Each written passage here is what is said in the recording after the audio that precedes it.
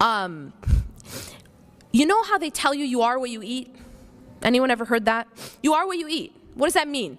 It means that if you eat healthy, you're gonna be okay. And if you eat unhealthy, you're gonna be very simple, right? What happens if you drink poison on a regular basis? Just a couple sips for breakfast. Anyone? You might not die right away because you're just taking a couple sips. But what are you doing over time to yourself internally? You're killing yourself, really. You're killing yourself. So what happens is that our environment, our company to be specific, sometimes is like sipping poison. The people that we're around, the influence that they have on us, and I was noticing that, you know, this idea, and Sheikh Yasser touched upon it, that people think, oh, but I'm not going to be influenced, I'm strong.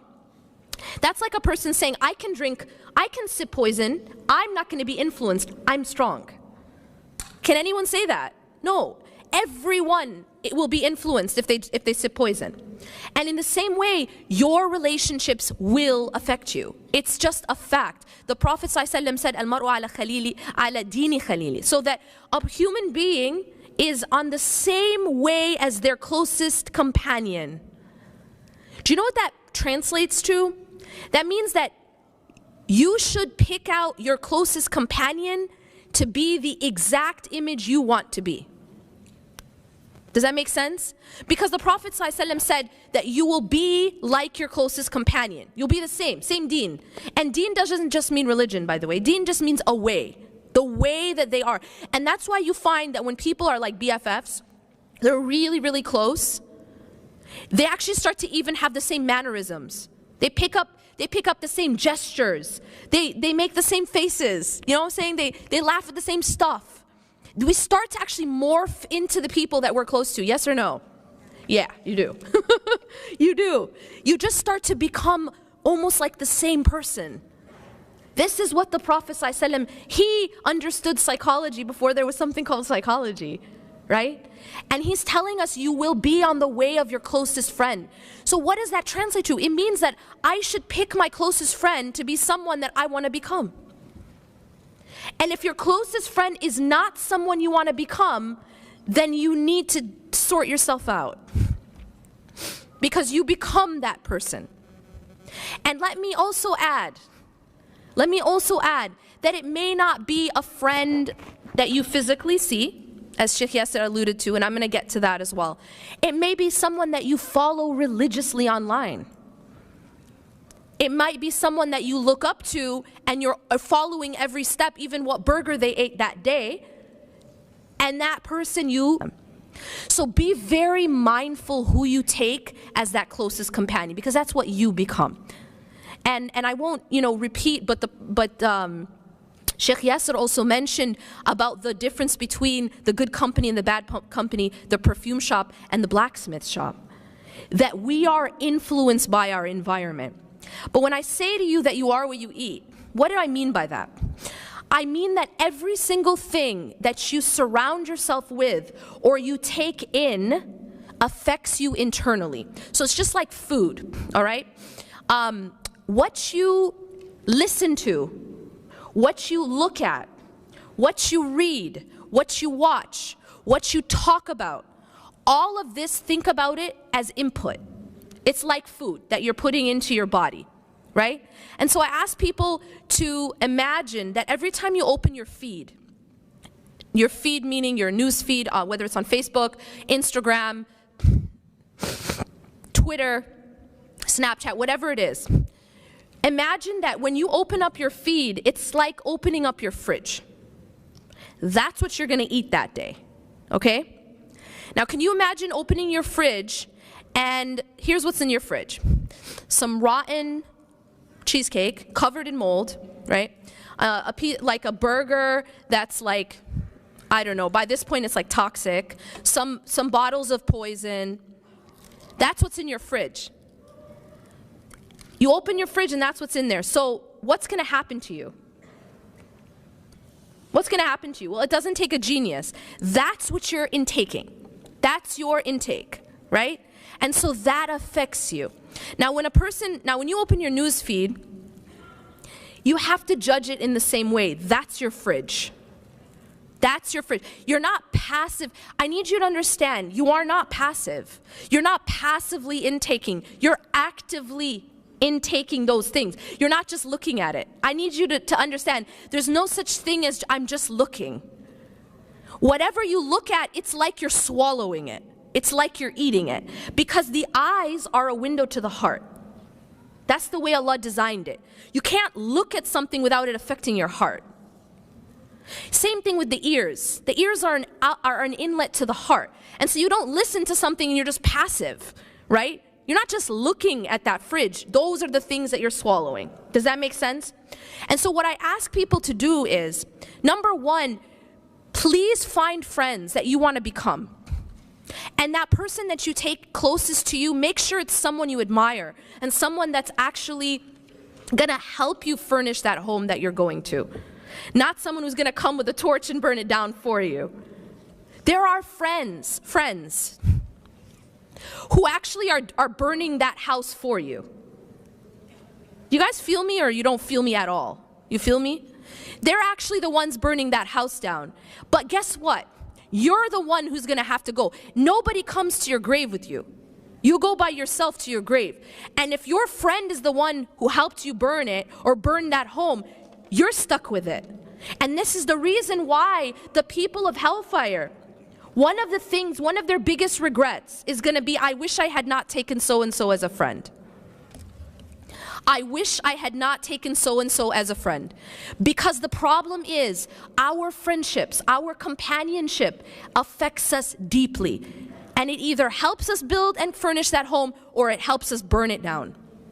And I'm telling you this because it's in your best interest. I don't get anything for whether, depending on how you furnish your home, it doesn't change my home. Because even the Prophet ﷺ is not held accountable for the result. So what about me? I don't know nothing. Only thing that I am doing right now is telling you what's in your best interest. And I'm just trying to help you. But see, you have to go there alone. Your mom can't go with you, your friend can't go with you. And so it's really all about how you build your own home, your final home.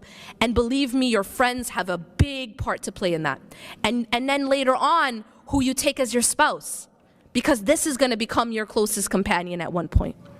Be very, very mindful that it's someone who's going to help you build that home, not someone who's going to burn it down. Now, in terms of the environment that we put ourselves in online. Now I want to take a moment and talk about that. I said that your news feed's like your fridge. That's what you're going to eat all day. That's what you're going to ingest. How can we start to make it healthier? How can we take out the molded cheesecake and the really, really old burger and the cyanide and maybe replace it with some healthy food? Maybe some vegetables, maybe some vitamins and minerals, like stuff that's going to make you strong. We need to start talking about being more healthy internally. Because you know what? You have to take care of your body. But at the end of the day, your body is passing away. And it's an amana. You have to take care of it. But at the end of the day, your body is passing away. Can you tell me, anyone in this room tell me, what's happening to your soul after your body passes away? It goes to the barzakh. So it's actually continuing to exist. Barzakh, right? So your soul continues and your body disintegrates. Which one do we take better care of, generally? Isn't that ironic? Does anyone else find the irony in that? We take better care of our body than we do our soul, even though our body is passing away and our soul is not. Your soul doesn't actually pass away. Your soul just moves. It moves from one world to another, and then from that world to another, and then guess what? It lives forever. Like forever, capital F. That's a lot of time, isn't it? So it's quite important that you take care of it. And I'm telling you that because we live in a social media age right now, one of the biggest sources of poison is what we're looking at online, what we're following. And I'm going to put aside right now, like, I'm not going to get into a fiqhi discussion about what's haram and what's halal, because I'm not qualified to do that. But what I do want to do is I want to just talk about just basic psychology, all right? What you guys are following, it may not be blatantly haram, right? It's cool. You can learn a million different ways to wrap your hijab. That's awesome, right? A million different ways to contour your face. That's awesome. Lots of different fashion, all that stuff. I'm not saying any of that is haram to just watch. But here's the problem. The problem is when that becomes the focus. That becomes the focal point. The only thing that you're looking at is fashion, what kind of burger someone's eating, how all the various ways to wrap your hijab, all the various ways to do makeup tutorials, and somehow everyone ends up looking identical after these tutorials. Do you ever notice that? Yeah, it's really, really bizarre. But my point right now isn't haram and halal. My point is what matters most. And the thing about psychology is that whatever you are focused on most, that is what becomes central in your life. And so a person who's only looking at fashion, who's only looking at material things, dunya, what's this person wearing, what's that person eating, which parties are they at, do you guys get what I'm saying? If that's the only thing that you're looking at every single day, guess what's going to be most important to you? Fashion, material things, what people are wearing, what people are eating. That's it. And what happens is you've just left what really matters. And so my point to you is, if you can change what you're looking at every day and make it something a little bit more healthy, a little bit more maybe inspiring, something that's going to actually help you to build your home, something that's going to help you furnish your home, then you will actually be in a better position. Because now you'll be using social media rather than social media using you. You can use it as a tool for either good or bad or just a waste of time.